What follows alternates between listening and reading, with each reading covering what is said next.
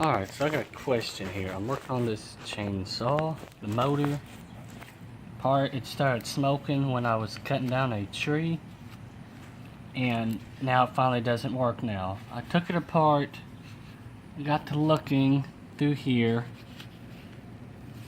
Right there, this part here, I don't know if I can show it too well.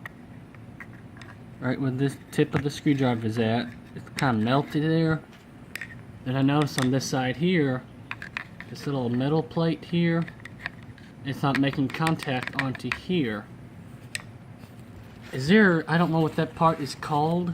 Somebody out there might know what it's called, that little metal piece that makes contact on here. So both of these, I guess, conduct electricity and cause this motor to spin.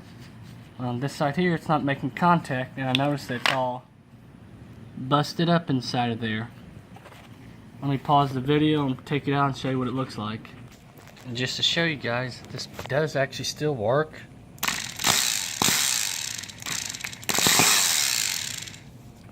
But this little contact plate is not making enough contact onto the motor piece. I can't get it out for some reason, but it's like a little square type piece. You probably know what I'm talking about. That will make contact onto this motor part here to cause it to spin around. Let's see, now it doesn't want to work. So when I push on the little metal piece to make contact, it will sometime work.